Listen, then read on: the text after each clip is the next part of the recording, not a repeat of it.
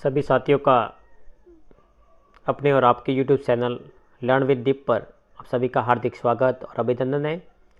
आज का अपना टॉपिक रहेगा जो कि रीट पढ़ती है अभी रीट, जो कि रीट में L1 की जो शिक्षण विधि है, उस शिक्षण विधि के जो बहुत ही शानदार प्रश्न है, उस प्रश्न को मैं लेकर आया हूँ। इस वीडियो में शानदार ढंग से अपन शिक्षण विधि के सारे प्रश्नों को पढ़ने का प्रयास करेंगे ताकि एग्ज़ाम में अपना एक भी प्रश्न गलत नहीं हो। इसलिए वीडियो में बने रहिए।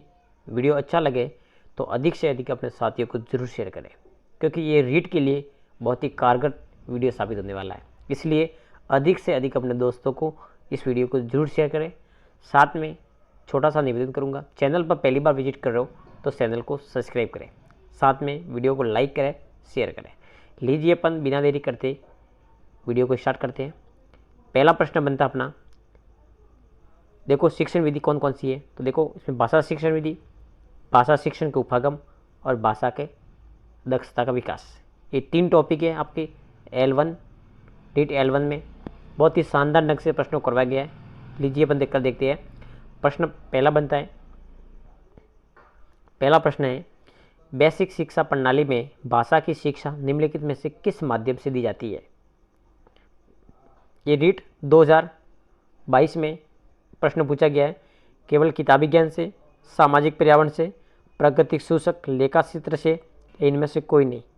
तो उसका राइट आंसर क्या रहेगा कि सामाजिक पर्यावरण से बेसिक शिक्षा प्रणाली का माध्यम किया गया है। उसकी व्याख्या भी की गई है। देखिए क्या होता है कि बेसिक शिक्षा प्रणाली, इस प्रणाली में बच्चों में शारीरिक, मानसिक, नैतिक, सामाजिक और आध्यात्मिक विकास किया जाता है। भाषा का शिक्षण सामाजिक पर्यावरण से प्रदान की जाती है।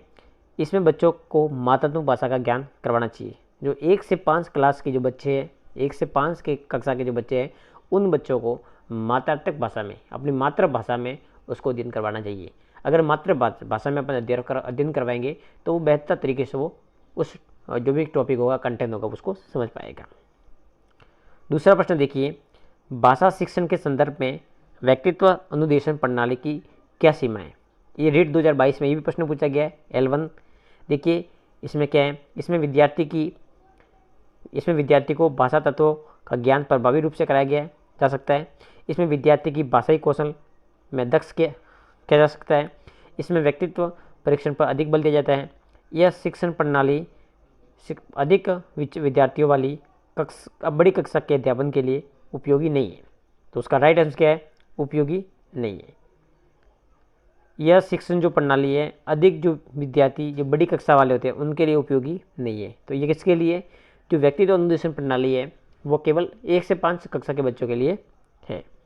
उसकी व्याख्या देखिए, व्यक्तित्व अनुदेशन प्रणाली है उसकी क्या सीमा है। देखिए तो उसकी सीमा क्या है कि शिक्षण प्रणाली अधिक विद्यार्थी जो बड़ी कक्षा के अध्यापन के लिए उपयोगी नहीं है। मतलब कक्षा 6, 7, 8, 9, 10 के लिए, उनके लिए उपयोगी नहीं है। 1 से 5 के लिए उपयोगी है। उसके बाद देखिए, इस प्रणाली में ग्रेड देना मुश्किल होता है। इसमें ग्रेड देना क्या होता है, मुश्किल होता है। उसके बाद तीसरा देखिए, उसमें क्या लिखा है, इस प्रणाली में तभी उपयोगी की जा सकती है जब निठुरता स्तर तक पहुँचना शिक्षा का मकसद हो, तब इस प्रणाली का उपयोग किया जाता है। आगे प्रश्न देखिए, तीसरा प्रश्न क्या है, मॉन्टेसरी शिक्षण विधि का संबंध में असत्य कथन कौन सा है। मॉन्टेसरी विधि, उसमें असत्य कौन सा है। देखो मॉन्टेसरी फ्रांस के शिक्षा शास्त्री थी। मॉन्टेसरी प्रणाली को 5 भागों बांटा गया। मॉन्टेसरी फॉबेल की विचारधारा से अप्रभावित थी, या मॉन्टेसरी विधि से पढ़ने से पहले लिखना सिखाया जाता है। तो ये गलत है। कौन सा है, डी। उसका राइट आंसर क्या रहेगा, डी। उसमें क्या है, इसी सारी प्रणाली, इसमें 5 भाग हैं। फॉबेल की विचारधारा प्रभावित है, उसके बाद में शिक्षा शास्त्री है, ये सब उसके कथन सत्य है। लेकिन असत्य कथन क्या है कि मॉन्टेसरी विधि में पढ़ने से पहले लिखाना सिखाया जाता नहीं है। पहले क्या करते हैं, पहले को बच्चों को बोलना बताया जाता है, लिखना एक लास्ट की स्किल है। देखिए मॉन्टेसरी शिक्षण विधि में विद्यार्थी बच्चों को स्वाभाविक रुचियों और गतिविधियों को शामिल किया जा सकता है। इस पद्धति में औपचारिक शिक्षण विधियों की जगह व्यवहारिक शिक्षा की कौशल का विकास किए जाते हैं। इस विधि में पढ़ने से पहले लिखना सिखाया जाता है। पढ़ने से पहले से लिखना सिखाया जाता है। आगे देखिए, चौथा प्रश्न क्या है, हर्बर्ट के द्वारा स्थापित सहसंबंध विधि का चिंतन का आगे किस विद्वान ने बढ़ाया है। जो सहसंबंध विधि है उसको किसने आगे बढ़ाया, हर्बर्ट की सहसंबंध विधि उसको आगे किसने बढ़ाया, कुक ने बढ़ाया, थॉर्नडाइक ने, जीलर ने या पॉवलॉक ने। तो किसने बढ़ाया जीलर ने। जीलर महोदय ने उस विधि को आगे बढ़ाया है। तो देखिए सहसंबंध विधि क्या है। सहसंबंध विधि हर्बर्ट का अधिगम को संबंध में धारणा है। प्रत्येक छात्र बाहर से मिलने वाले ज्ञान को सिंचित करता है, उससे वह नवीन ज्ञान के साथ छोटे छोटे सोपानों में बांटकर पूर्व सिंचित ज्ञान के संबंध में स्थापित कर सकता है। हर्बर्ट का शिष्य जीलर था। कौन था, जीलर है वो हर्बर्ट का क्या है, शिष्य है। उन्होंने सर्वप्रथम 2 भागों में बांटा था, पाठ की प्रस्तावना और प्रस्तुतिकरण। ये 2 है, पहले होगी पाठ की प्रस्तावना, दूसरा होगा प्रस्तुतिकरण। आगे 5वां प्रश्न देखिए, बहुत ही इंपॉर्टेंट प्रश्न है ये, बिल्कुल मिस नहीं करें। अधिक से अधिक साथियों को ये वीडियो शेयर करें ताकि आने वाले रीट एग्जाम में प्रश्न आपको हूबहू देखने को मिलने वाले हैं। किंडरगार्टन शिक्षण विधि के संबंध में सत्य कथन क्या है। जो किंडरगार्टन विधि है इसमें देखिए, यह एक मनोवैज्ञानिक प्रणाली है। यह उच्च माध्यमिक स्तर के विद्यार्थियों के लिए उपयोगी है। कुक महोदय ने इस विधि को निश्चित रूप प्रदान किया। या भाषा के व्याकरण एवं साहित्य की शिक्षा इस विधि में नहीं दी जाती थी। तो उसका राइट आंसर क्या है, ये नहीं दी जाती, मतलब नहीं आ गया तो ये उसका गलत आंसर है। बाकी तीनों क्या है, सही है। तो उसका गलत आंसर कौन सा रहेगा, डी। तो उसका देखिए, किंडरगार्टन जो शिक्षण विधि है ये किसने की दी, फ्रेडरिक फाबेल ने। फ्रेडरिक फाबेल इसके जनक माने जाते हैं। और ये कहाँ के थे, ये जर्मनी के शिक्षाविद है। उन्होंने क्या बताया कि जो बालवाड़ी का मतलब है बच्चों का बगीचा। इस विधि में बच्चों खेल खेल से सिखाया जाता है, बच्चों को खेल खेल के माध्यम से सिखाया जाता है। इसी को अपन किंडरगार्टन विधि कहते हैं। इस विधि के द्वारा बच्चों के व्याकरण और साहित्य ज्ञान की शिक्षा नहीं जाती। उन्हें केवल उनको व्याकरण और साहित्य ज्ञान नहीं जाता, उन्हें मातृभाषा में खेल खेल विधि में उसको पढ़ाया जाता है। आगे देखिए 6वां प्रश्न है, सूक्ष्म शिक्षण उपागम का उद्देश्य या लक्ष्य होता है। शिक्षक के व्यवहार में परिवर्तन करना, शिक्षक प्रशिक्षणार्थियों के व्यवहार में परिवर्तन करना, संस्था प्रबंधन के व्यवहार में परिवर्तन करना, या ए और बी दोनों। तो ए और बी दोनों है। विकल्प क्या है इसका, तो देखिए उसका विकल्प क्या होगा, उसका विकल्प होगा शिक्षक और जो प्रशिक्षणार्थी है उनके व्यवहार में क्या करना, परिवर्तन करना। ये सूक्ष्म जो शिक्षण होता है उसको उपागम का उद्देश्य है। उसका उद्देश्य ये होता है, जो शिक्षक होता है, जो प्रशिक्षणार्थी होते हैं, उनके व्यवहार में क्या आना चाहिए, परिवर्तन होना चाहिए। देखिए उसके क्या उद्देश्य है, उसमें दिए गए व्याख्या की है। इसका मुख्य उद्देश्य क्या है, पहला देखिए, पहला उद्देश्य उसका है कि शिक्षक और प्रशिक्षणार्थियों के व्यवहार में परिवर्तन करना, शिक्षकों में कौशलों का विकास करना, उसके बाद शिक्षकों को अपने शिक्षण तकनीक में सुधार करने का मदद करना, और शिक्षकों की नियमित शिक्षण अधिगम प्रक्रिया को जटिलता को सरल बनाना। जो शिक्षकों की जो नियमित पढ़ाने की जो प्रक्रिया है उसको धीरे धीरे जटिल से क्या बनाना, सरल बनाना। सरल बनाएंगे तो बेहतर ढंग से पढ़ने का वो विद्यार्थी प्रयास करेंगे। आगे प्रश्न देखिए 7वां प्रश्न है, डाल्टन प्रणाली का आविष्कार किसने किया था।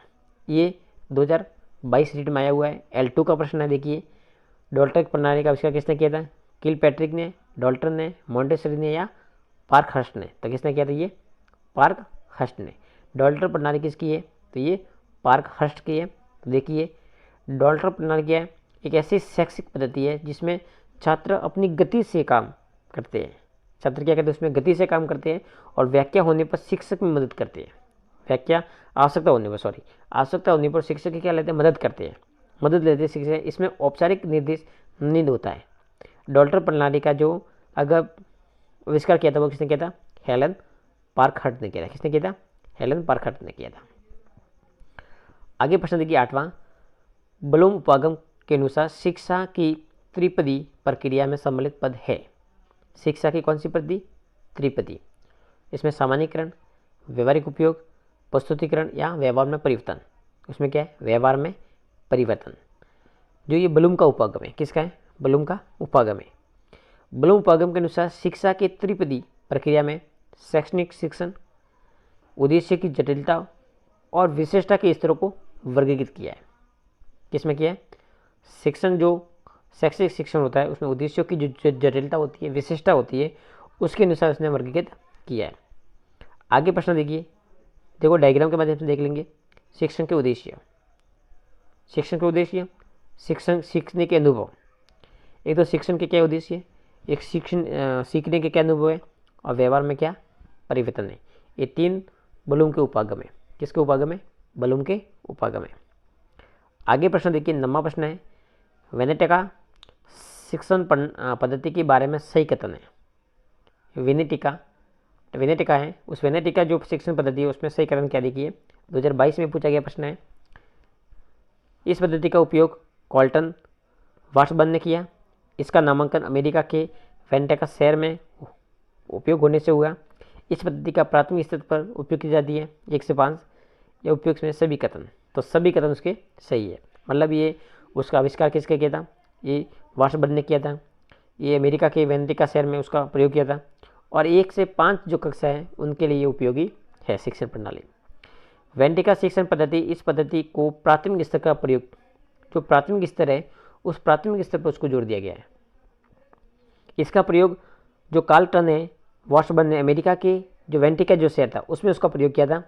इस पद्धति में पाठ्यक्रम को छोटे छोटे कामों में क्या कर दिया है?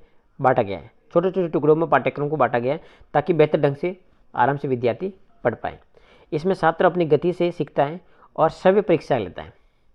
इस पद्धति में सामाजिक विकास पर भी जोर दिया गया है। किसमें? सामाजिक विकास पर जोर दिया गया है। प्रश्न आ सकता है कि सामाजिक विकास पर कौन सी पद्धति में जोर दिया गया है, तो है वेनेटिका। कौन सी पद्धति है? वेनेटिका। आगे देखिए, 10वां प्रश्न है, किंडरगार्टन जर्मन भाषा का शब्द है जिसका अभिप्राय क्या है। अब किंडरगार्टन मैंने देखा था पहले, बताया था आपको, बच्चों का बगीचा कहते हैं उसको, खेल खेल में सीखना। उसका अर्थ क्या है? तो उसका अर्थ क्या है? बच्चों का बाग, बच्चों का बाग या बच्चों का बगीचा। खेल का मैदान, बाग का माली या बच्चों की पाठशाला, तो बच्चों का बाग होगा। किंडरगार्टन ये शब्द जर्मन भाषा का है, इसका अभिप्राय बच्चों का बाग। फ्रेडरिक जो फाबेल है ये जर्मन शिक्षक थे, इसके उनके संस्थापक माने जाते हैं। इसमें बच्चे खेल खेल में सीखा जाता है। शिक्षक आकर्षक और संवादात्मक वातावरण का निर्माण करते हैं जिससे बच्चा संरचित खेल के माध्यम से शैक्षणिक और सामाजिक कौशल से सीखते हैं। बच्चा होता है वो निडर होकर सीखता है खेल खेल के माध्यम से। आगे प्रश्न देखिए, 11 प्रश्न है, निम्नलिखित में से कौन सा परिवेक्षित अध्ययन उपागम का सोपान नहीं है। परिवेक्षित जो उपागम है उसका सोपान नहीं है। तो देखिए क्या है? अध्ययन कार्य का आवंटन, अध्ययन हेतु निर्देश, विद्यार्थी द्वारा स्वाध्याय या शिक्षक द्वारा मार्गदर्शन, या कलात्मक प्रयोजन। तो उसका राइट आंसर क्या रहेगा? कलात्मक प्रयोजना। इसमें क्या होता है कि परिवेक्षित जो विधि होती है, अध्ययन विधि होती है, इसमें महान जो अमेरिकी विद्वान थे, जनक थे, उसका नाम था मॉरिशल। इसके द्वारा इस विधि का प्रयोग किया गया था, ये उपयोग किया गया था। इसमें निरीक्षित, निरीक्षण, समाजीकृत, परिवेक्षित, अभिकृतिक विधि, उपचारिक विधि जैसे नाम जाने जाते हैं। उसको कई नामों से जान सकता है। जो परिवेक्षित विधि है इसको कई नामों से भी जाना जाता है। उसका जो आविष्कार किसने किया था? मॉरिशल ने किया था। इसमें निरीक्षित कहते हैं, निरीक्षण कहते हैं, समाजीकृत कहते हैं, परिवेक्षित कहते हैं, अभिव्यक्ति कहते हैं, उपचारिक कहते हैं। ये तमाम उसके नाम हैं।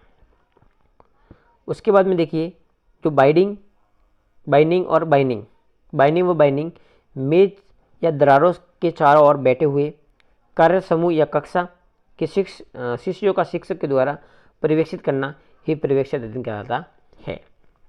जिसमें देखिए इसमें क्या क्या है?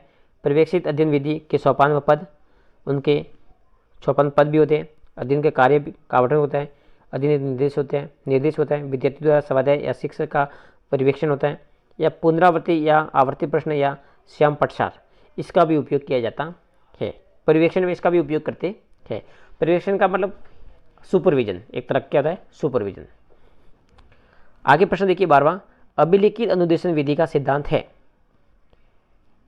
ज्ञान की पूर्ण इकाई का सिद्धांत, सामाजिक सहयोग का सिद्धांत, कर्मित लघु पदार्थों का सिद्धांत, या अवशिष्ट तत्व का सिद्धांत। तो उसका राइट आंसर क्या रहेगा? कर्मित लघु पदार्थों का सिद्धांत, कर्मिक जो लघु पदार्थ उनका सिद्धांत। अब अभिकर्मित जो अनुदेशन जो विधि है उसका जनक कौन था? तो उसके जनक है नॉर्मन ए काउडर। कौन है? नॉर्मन ए काउडर उसके जनक है। किसके हैं? तो इसके जनक अभिकर्मित अनुदेशन विधि के जनक है नॉर्मन ए काउडर। इसमें पाठ्यक्रम सामग्री छोटे छोटे अंशों में बांटा गया है। एक दूसरे से रेखीयबद्ध किए, उसी को अपन कहते हैं अभिकर्मित अनुदेशन विधि। इसमें देखिए कुछ सरण भी है, सिद्धांत भी है। लघु सरणों का सिद्धांत या कर्मिक पदों लघु पदों का सिद्धांत, पुनर्बल का सिद्धांत, सक्रिय प्रतिक्रिया का सिद्धांत, तत्काल प्रतिक्रिया का सिद्धांत, सब गति का सिद्धांत या सब परीक्षण का सिद्धांत, ये तमाम सिद्धांत किसके अभिलेखित अनुदेशन के सिद्धांत है। ये आने वाले एग्जाम में आपको यहाँ से प्रश्न देखने को मिलेगा, इसलिए इस क्लास को मिस नहीं करें, अधिक से अधिक अपने साथियों को जरूर शेयर करें ताकि आपको परीक्षा में उसका बेनिफिट मिले। आगे प्रश्न देखिए, निम्न में से किस भाषा शिक्षण के मूल उद्देश्यों की भाषी दक्षता के प्राप्त करने का आधार होती है? समूहवार भाषाई दक्षता, लैंगिक समूहवार भाषाई दक्षता, कक्षावार भाषाई दक्षता या पारिवारिक पृष्ठभूमि की दक्षता। तो उसमें क्या होगा, उसमें दोनों को माना गया है। कौन है? सी और डी है, सॉरी सी और जो डी है ये दोनों है। कक्षावार भाषाई दक्षता भी है और पारिवारिक पृष्ठभूमि की भाषाई दक्षता भी है। ये 2022 में पूछा गया प्रश्न है। इसमें देखिए उसके व्याख्या की गई है। भाषा शिक्षण में बालक की मुख्य जो भाषाई क्या होती है, भाषाई दक्षता पढ़ना होता है, लिखना होता है, सुनना होता है, बोलना होता है। ये भाषाई दक्षता है बच्चों की। पहले बच्चा क्या पढ़ता है, फिर लिखता है, सुनता है और बोलना सीखता है। भाषाई दक्षता को प्राप्त करने का आधार पारिवारिक पृष्ठभूमि होती है। पहले सबसे पहले बालक कहाँ से सीखता है? परिवार से, वो पारिवारिक दक्षता की पृष्ठभूमि होती है। उसके बाद कक्षावार भाषाई दक्षता भी होती है, जिसमें बालक अपने सर्वप्रथम घर से भाषा का सीखता है। तो मतलब कक्षावार भी होती है और पारिवारिक दोनों भी होती है, लेकिन अगर सबसे पहले पूछा जाए तो है पारिवारिक। आगे प्रश्न देखिए, 14वां है, भाषा शिक्षण के पाठ्य पुस्तक हैं साध्य साधन, ये दोनों इनमें से कोई नहीं, तो साध्य और साधन दोनों है। साध्य और साधन दोनों है, मतलब उसका राइट आंसर क्या रहेगा? सी। देखिए अपन व्याख्या में क्या लिखा है, शिक्षण भाषा शिक्षण में पाठ्यक्रम में पुस्तक साध्य नहीं है, साधन है। पुस्तक क्या है? साध्य नहीं है, क्या है? साधन है। पाठ्य पुस्तक शिक्षण अधिगम प्रक्रिया को व्यवस्थित कर शिक्षक तथा विद्यार्थी को उनके शिक्षण के उद्देश्य बनाती है। पुस्तकों को शिक्षण सहायक सामग्री के रूप में मुख्य शैक्षिक साधन माना जाता है। इस प्रकार कह सकते हैं कि पाठ्य पुस्तक साध्य नहीं, साधन है। पाठ्य पुस्तक साध्य नहीं है, क्या है? पाठ्य पुस्तक क्या है? साधन एक तरह की। आगे प्रश्न देखिए 15वां, भाषा शिक्षण में सबसे कम महत्व की अधिगम सामग्री है, क्या है? चित्रकथाएं, शब्द पट्टी, मानचित्र या वाक्य पट्टी। तो क्या है? वो है मानचित्र। क्या है? मानचित्र भाषा शिक्षण में सबसे कम महत्व वाली है। शब्द पट्टी भी होती है, चित्र भी होती है, वाक्य पट्टी होती है, लेकिन जो मानचित्र वो कम है। भाषा शिक्षण में सबसे कम महत्व की जो सामग्री है वो है मानचित्र। क्या है? मानचित्र। प्राय मानचित्र का उपयोग राजनीतिक, भौगोलिक दिशा निर्देशन के संबंध में उसका उपयोग किया जाता है, लेकिन छोटी कक्षा में इसका उपयोग नहीं करते अपन। आगे प्रश्न देखिए 16 प्रश्न है, विद्यार्थियों को पुस्तकों के माध्यम से भाषा की मूल प्रवृत्तियों एवं लिपि का ज्ञान करवाकर उन्हें पढ़ने लिखने के कौशल में दक्ष किया जाता है। इस विधि को अपन कहते हैं, मतलब क्या होता है? प्रश्न देखिए, विद्यार्थियों को पुस्तकों के माध्यम से भाषा की जो मूल प्रवृत्तियाँ होती है, लिपियाँ होती है, उसको ज्ञान कराकर उन्हें पढ़ने लिखने के कौशल में क्या किया दक्ष किया जाता है। इस विधि को अपन कहा जाता है भाषा प्रयोगात्मक विधि या प्रयोगशाला विधि, भाषा संसर्ग विधि, पाठ्य पुस्तक विधि या खेल विधि। तो उसे कहते हैं पाठ्य पुस्तक विधि। क्या कहते हैं? इसे पाठ्य पुस्तक विधि कहते हैं। उसका राइट आंसर रहेगा। इसमें देखिए उसका व्याख्या है, पाठ्य पुस्तक विधि, इस विधि में विद्यार्थियों को पुस्तकों के माध्यम से भाषा के मूल प्रवृत्तियों या ध्वनियों या लिपियों को ज्ञान कराकर उन्हें पढ़ने लिखने के लिए कौशल में क्या कहते हैं दक्ष किया जाता है। इस विधि का जो प्रवर्तक है वो कौन है? डॉक्टर वेस्ट महोदय। कौन है? डॉक्टर जो वेस्ट महोदय है उसके प्रवर्तक है। पाठ्य पुस्तकों की मुख्य जो भूमिका संचरित और व्यवस्थित पाठ्यक्रम सामग्री प्रदान करता है। ये उसका मूल व्याख्या। आगे देखिए 17 प्रश्न है, संरचनात्मक उपागम का अन्य नाम है। जो संरचनात्मक उपागम है उसका अन्य नाम क्या है? तो ध्वनि निर्माण उपागम, अक्षर गठन उपागम, वाक्य गठन उपागम या वाक्य पठन उपागम। तो उसका राइट आंसर रहेगा वाक्य गठन उपागम। क्या रहेगा? वाक्य गठन उपागम। ये रीड 2022 में प्रश्न पूछा गया L2 में। ऐसे बहुत ही इंपॉर्टेंट प्रश्न है ये, एग्जाम में वापस रिपीट होने वाले, इसलिए क्लास को मिस नहीं करें और पूरा वीडियो को देखें। वीडियो को 20 में नहीं छोड़ा है, 20 में छोड़ोगे तो आपको पता लगने वाला नहीं है। साथ में आपको प्रश्न के नीचे आपको व्याख्या भी दी गई है, तो व्याख्या से आप पूरा सार भी पढ़ सकते हैं। संरचनात्मक उपागम है, इसमें वाक्यों के ढांचों पर जोर दिया गया है। यह एक छात्र केंद्रित उपागम है। कैसा है? ये छात्र केंद्रित उपागम है। इस विधि में खंड, वाक्यांश और शब्द का प्रयोग किया है। इसमें क्या है? खंड, वाक्य और शब्द का प्रयोग किया गया है तथा वाक्य का गठन किया गया है। और वाक्य क्या गया?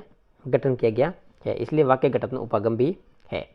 आगे देखिए 18 प्रश्न है, जेट-कॉक विधि किस भाषाई दक्षता के विकास में उपयुक्त होती है? ये 22 में पूछा गया। ये भी पठन दक्षता, वादन दक्षता, वाचन दक्षता या लेखन दक्षता।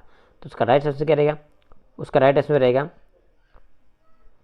और सब वाक्य के माध्यम से देखेंगे। ये स्टार वाला प्रश्न आपके था, बोनस की संभावना इसमें प्रश्न में जो 2022 में पूछा गया था, लेकिन उसका अपन उत्तर निकालेंगे, देखेंगे क्या उसका जेट-कॉक विधि का सही प्रश्न उत्तर क्या है, वो अपन देखने का प्रयास करेंगे। देखिए जेट-कॉक विधि, इस विधि में शिक्षक बालकों के द्वारा पढ़े वाक्यों को श्रव्य लिखकर छात्रों को लिखने के लिए देता है। छात्र एक एक शब्द लिखकर अध्यापक के द्वारा लिखित शब्दों को मिलाते हुए वाक्य संशोधन करते हुए चलते हैं। जब पूर्ण वाक्य लिख जाता है तब शिक्षक छात्रों को बिना देखे लिखने को कहता है। तो ये कैसा है? ये शब्द वाला है। कैसा है? शब्द वाला है, मतलब लेखन दक्षता है इसमें। कैसा है? लेखन दक्षता है। आगे देखिए प्रश्न 19वां है, निम्नलिखित में से मातृभाषा राष्ट्रीय जागरण एवं सांस्कृतिक पुनरुत्थान को किस शिक्षण विधि में बल देता है? जो राष्ट्रीय भाषा मातृभाषा राष्ट्रीय जागरण सांस्कृतिक पुनरुत्थान को किस शिक्षण विधि में बल दिया जाता है? डॉल्टर की परियोजना, डॉल्टर योजना में, बेसिक शिक्षा में, किंडरगार्टन में या प्रोजेक्ट विधि में? तो उसका राइट आंसर क्या रहेगा? बेसिक जो शिक्षा है उसमें उसे जोड़ दिया जाता है, राष्ट्रीय जागरण का और सांस्कृतिक पुनरुत्थान का। बेसिक शिक्षा जो ये बात पर अधिक संबंधित है। बेसिक शिक्षा इसमें बुनियादी शिक्षा के नाम से जाना जाता है। बेसिक शिक्षा को अपनी बुनियादी शिक्षा के नाम से जाना जाता है। इसमें बालक का सामाजिक, मानसिक, शारीरिक जैसे समग्र विकास पर जोर दिया जाता है। यह शिक्षा राष्ट्रीय सांस्कृतिक सभ्यता मातृभाषा के में केंद्रित है। इसमें चारों कौशलों, मौलिक भाषा, पठन, लेखन सब कौशल में सम्मिलित है। आगे प्रश्न देखिए 20वां प्रश्न है, प्राथमिक स्तर के पश्चात पद और कविताओं का चयन करते समय ध्यान रखना चाहिए। कविता की भाषा क्लिष्ट होनी चाहिए। कविता जीवन से दूर कृत्रिम हो। कविता की भाषा कक्षा स्तर के नोल हो। कविता कल्पना जगत की विचरण नहीं करती है। तो उसका राइट आंसर क्या रहेगा? कविता है जो भाषा कक्षा स्तर के नोल हो, उसका राइट आंसर रहेगा। इसमें देखिए प्राथमिक स्तर के पश्चात पद और कविताओं का चयन करते समय कविता की भाषा कक्षा स्तर के अनुकूल हो, जैसे कारकों को ध्यान रखना चाहिए। मतलब कक्षा के अनुकूल अगर कविता होगी तो बच्चा सही ढंग से उसको पढ़ने का या समझने का प्रयास करेगा। आगे प्रश्न देखिए 21वां है, मातृत्व भाषा के शिक्षण की प्राचीन विधियों के निम्न में से कौन सी है? तो भाषा संरक्षण विधि, अप्रत्यक्ष विधि, खेल विधि या पाठ्यपुस्तक प्रणाली? तो वह है खेल विधि। कौन सी है? खेल विधि। खेल विधि प्राथमिक स्तर पर विधि को सर्वश्रेष्ठ विधि मानी जाती है। अगर प्राथमिक जो कक्षा है उनकी सर्वश्रेष्ठ विधि है तो वो कौन सी विधि है? वो खेल विधि है। खेल विधि का प्रतिपादक कौन है? तो वह है हेनरी कोक। कौन है? हेनरी कोक उसके प्रतिपादक है, जिसे फ्रेडरिक फाबेल द्वारा लोकप्रिय बनाया गया था। आगे प्रश्न देखिए, और उससे जो विधि है उस विधि को अपन खेल विधि को एक नवीन वैज्ञानिक विधि भी कहते हैं। उसके बाद देखिए आगे 22वां प्रश्न है, शिक्षण उपागम में कित एवं प्रोफेसर एलन का महत्वपूर्ण योगदान है? सूक्ष्म शिक्षण में, व्याकरण शिक्षण में, पाठ्य योजना में या बेसिक शिक्षण में? तो है सूक्ष्म जो शिक्षण है उसमें जो कित और जो प्रोफेसर एलन है उसका उद्देश्य है। देखिए सूक्ष्म शिक्षण विधि है की शुरुआत 1961 में होती है। स्टैनफोर्ड विश्वविद्यालय में जो शोध करते थे उसका नाम है कित एचिंसन द्वारा की गई थी। इस विधि से छात्रों की संख्या, समय की अधिकता को कम कर दिया गया था। सूक्ष्म शिक्षण में शिक्षक के साथ में क्रिया करके शिक्षण के विभिन्न जो पक्ष होते हैं लघु रूप से उसको प्रदान करते हैं। अलग अलग कौशलों का अभ्यास करके शिक्षण की जो जटिलता को कम करते हैं। इसी शिक्षण को अपन एलन ए या अवरोही शिक्षण विद्या कहा जाता है। इस शिक्षण को एलन ने उसे अवरोही शिक्षण विद्या भी कहा है। किसको? सूक्ष्म शिक्षण को। आगे प्रश्न देखिए 23वां प्रश्न है, इस काल में मानसिक विकास तेज गति से होता है। कल्पनाशीलता और तर्क शक्ति बढ़ती है, अमूर्त चिंतन करने लगते हैं। बालक वाक्य को किस काल के लिए कहा जाता है? वयस्क काल के लिए, प्रौढ़ काल के लिए, किशोर काल के लिए या शैशव काल के लिए? तो वो कहा जाता है किशोर काल के लिए। किसके? किशोर काल के लिए। इसमें कहता है किशोरावस्था में बालक यह बाल्यावस्था और व्यापकता की मध्य बुद्धि विकास की या संक्रमणकालीन चरण है। कौन सी? किशोरावस्था। इस विधि में इस जो अवस्था में बालक 12 से लेकर 19 वर्ष की आयु बन जाती है। 12 से 19 वर्ष की आयु होती है वो किशोरावस्था होती है। यह तूफान और संघर्ष का काल जाता है। किशोरावस्था में मानसिक विकास तेज गति से होता है। बालक का जो मानसिक विकास है वो किशोरावस्था में तेज गति से होता है। इसमें कल्पना करना, चिंतन करना, तर्क शक्ति आदि इसमें क्या बढ़ोतरी होती है। इसमें बालक का जो चिंतन होता है वो अमूर्त होता है। कैसा होता है? अमूर्त चिंतन होता है। बालक किशोरावस्था में जो बालक का चिंतन होता है अमूर्त चिंतन होता है। आगे देखिए 24वां प्रश्न है, बच्चों के लिए भाषा सीखने का सर्वोत्तम समय होता है। कौन सा समय? 6 से 9 वर्ष की आयु, 12 से 15, 18 से 21, 21 से 24। तो उसकी बच्चों की अगर भाषा सीखने का सर्वोत्तम जो अच्छी आयु है वो कौन सी है? 6 से 9 वर्ष की। 6 से 9 वर्ष की आयु में बच्चा तेज गति से भाषा सीख जाता है। बच्चों को भाषा सीखने का सर्वोत्तम जो समय 9 से लेकर 6 वर्ष की आयु होता है। भाषा में बच्चों में भाषा अर्जित करने की जन्मजात क्षमता होती है। बच्चा जन्मजात से भाषा को सीख जाता है। चाहे किसी भी बच्चों को किसी भाषा में डाल दिए तो धीरे धीरे बच्चा वो उस भाषा के अनुकूल सीख जाएगा। इसका मुख्य कारण है कि बालक का सामाजिक प्रवृत्ति का बढ़ाना। इसमें बच्चे सर्वाधिक सीखते हैं। अब बच्चे को जिस प्रकार से आप वातावरण देखो इसी प्रकार से बच्चा ढल जाता है। आगे प्रश्न देखिए 25वां है, शिक्षण हिंदी शिक्षण के मूल ध्वनियों की संख्या अधिक होना उच्चारण के किस स्तर पर छात्रों के लिए सबसे बड़ी चुनौती है? मतलब हिंदी शिक्षण के मूल प्रवृत्तियों की संख्या अधिक होना उच्चारण के किस स्तर के छात्रों के लिए सबसे बड़ी चुनौती है? किशोर स्तर के लिए, युवा स्तर के लिए, शिशु स्तर के लिए या प्रौढ़ स्तर के लिए? तो शिशु स्तर के लिए क्या बहुत ही चुनौती है। हिंदी शिक्षण की मूल ध्वनियों की संख्या अधिक होना उच्चारण में शिशु स्तर पर छात्रों के लिए सबसे बड़ी चुनौती होती है। इसमें हिंदी वर्णमाला में कुल 12 स्वर है, 45 व्यंजन है, 2 अयोगवाह है, ध्वनियाँ हैं। इस प्रकार से ध्वनियाँ परस्पर मिलकर 59 हो जाती है। कितनी होती है? 59 हो जाती है। आगे प्रश्न देखिए 26वां प्रश्न है, उच्च प्राथमिक स्तर पर उच्च प्राथमिक स्तर पर मौखिक भाषा शिक्षा की विधि प्रत्यक्ष विधि का सही उदाहरण है। प्रदर्शन निर्देशन, आदर्श संभाषण, अभिनय प्रदर्शन या सहानुभूति व्यवहार? तो उसका राइट आंसर क्या रहेगा? अभिनय प्रदर्शन। क्या रहेगा? अभिनय प्रदर्शन है वो बेस्ट है। जिसकी अभिनय प्रदर्शन ये उच्च जो प्राथमिक स्तर 6 से जो 8 तक होती है क्लास, 6 से जो 8 क्लास होती है उसमें ये अभिनय प्रदर्शन होता है, उसके लिए बेस्ट विधि है। इसमें छात्र अभिनय प्रदर्शन करता है। मौखिक भाषा शिक्षा की प्रत्यक्ष विधि अभिनय किसी भी शब्द या पद के भाव दर्शकों को तक पहुंचाता है। अभिनय के 4 प्रकार होते हैं। अभिनय के प्रकार कितने हैं? 4 है। कौन कौन से? देखिए, आंशिक अभिनय, वाचिक अभिनय, आर्य अभिनय और सात्विक अभिनय। ये 4 अभिनय देख लीजिए आप। आंशिक है, वाचिक है, आर्य और सात्विक है। उसके बाद प्रश्न देखिए, प्रोफेसर किल पैट्रिक किसके शिष्य थे? पार्कर के, जॉन डेवी के, मेरिन के और पार्क हट्स के। तो जॉन डेवी के शिष्य थे। कौन से? किल पैट्रिक थे, जॉन डेवी के शिष्य थे। प्रोफेसर किल पैट्रिक जॉन डेवी के शिष्य थे। तो उसका राइट आंसर है। ये ऐसे प्रश्न बहुत इंपॉर्टेंट प्रश्न है। देखिए, किल पैट्रिक ने शिक्षण की परियोजना विधि विकसित की थी। किल पैट्रिक ने शिक्षण की जो परियोजना विधि उसको विकसित किया था। इसे प्रोजेक्ट विधि के नाम से जाना जाता है। किल पैट्रिक की जो परियोजना विधि है उसको प्रोजेक्ट विधि के नाम से भी जाना जाता है। इस बात को ध्यान रखें आप। आगे देखिए 28वां प्रश्न है, प्रतिलेख या विद्यार्थियों के प्रतिलेख में विद्यार्थियों को किस आकार के अक्षर बनाए जाते हैं या बनाने होते हैं? छोटे, बड़े, सूक्ष्म या सभी प्रकार के? तो सभी प्रकार के बनाने पड़ते होते हैं। प्रतिलेख किसी लिखित रूप से अनुसरण करके पुनः शब्द लिखना। इसमें अध्यापक पुस्तकें श्याम पाठ कुछ अंश देखकर छात्रों को लिखने के लिए कहता है।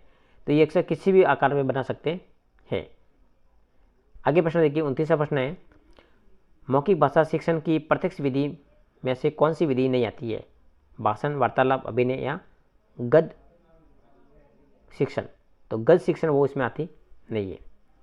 बाकी भाषण आता है, वार्तालाप आता है, अभिनय भी आता है, लेकिन गद्य शिक्षण आता नहीं है। तो मौखिक भाषा शिक्षण की प्रत्यक्ष विधियों में भाषण विधि है, वार्तालाप विधि है, वाद विवाद विधि है, अभिनय प्रदर्शन विधि है, नाटक विधि है, रंगमंच विधि है, ये शामिल होती है। लेकिन जो गद्य शिक्षण होती है वो होती नहीं है। गद्य शिक्षण पहले अध्यापक गद्य का आदर्श भाषण करेगा, फिर बच्चों को अनुसरण करवाएगा, इसके लिए होती है ये।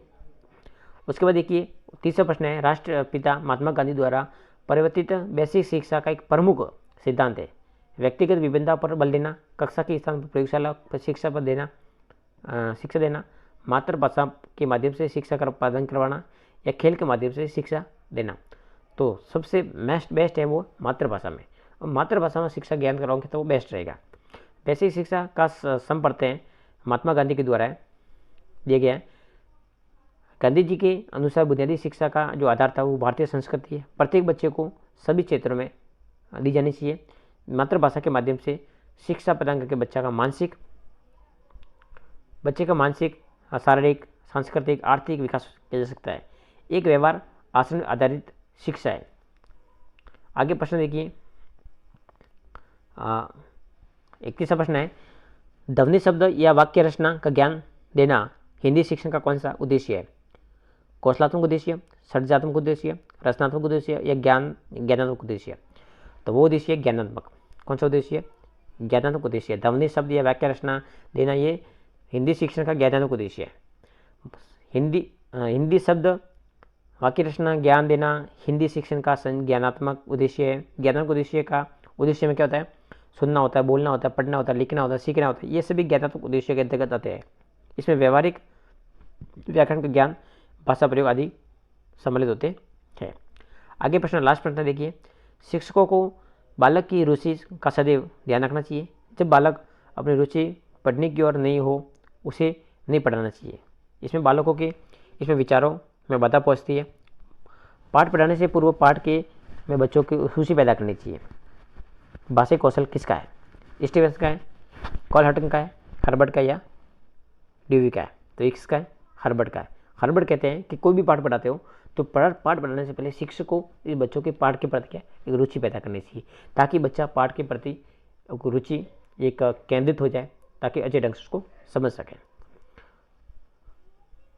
भाषाई कौशल में संदर्भ में हर्बर्ट का कथन है कि शिक्षकों को बालक की सदैव रुचि पर ध्यान देना चाहिए। जब बालक रुचि में पढ़ने में नहीं हो तो उसे नहीं पढ़ाना चाहिए। इसके विचारों में बाधा पहुँचती है। पाठ पढ़ाने से पूर्व बालकों की रुचि पैदा होनी चाहिए। हर्बर्ट के पंचपदी सिद्धांत है। हर्बर्ट के पंचपदी सिद्धांत है जिसमें प्रस्तावना, उद्देश्य, कथन, प्रस्तुतिकरण, नियमीकरण ये उसके उद्देश्य है। पहले कौन सी प्रस्तावना होनी चाहिए, उद्देश्य होने चाहिए, कथन होने चाहिए, प्रस्तुतिकरण होने चाहिए, नियमितीकरण होने चाहिए, प्रयोग, मूल्यांकन और अभ्यास कार्य, ये प्रमुख उसके हर्बर्ट के सिद्धांत है। आगे प्रश्न देखिए, भाषा शिक्षण विधियों में कौन सी विधि प्राथमिक कक्षाओं के लिए नितांत व्यर्थ है? डॉल्टर प्रणाली विधि, प्रोजेक्ट विधि, मोंटेसरी विधि या किंडरगार्टन विधि? तो है डॉल्टर विधि। कौन सी विधि? डॉल्टन विधि। तो गाइस आज की क्लास में अपन ने रेट जो L1 और जो L2 उसके लिए बेस्ट शिक्षण विधि जो प्रश्न थे वो मैं लेकर आया और अच्छे ढंग से पढ़ाने का प्रयास किया। वीडियो अच्छा लगे तो अधिक से अधिक अपने साथियों को जरूर शेयर करें। आगे भी मैं आपके लिए बेस्ट कंटेंट लेके आने वाला हूँ। तमाम जो रीट के जो होने वाले पेपर जो प्रश्न है उस मॉडल प्रश्नों को मैं लेके आऊँगा ताकि आपकी परीक्षा में हेल्प मिले। धन्यवाद। जय हिंद, जय भारत।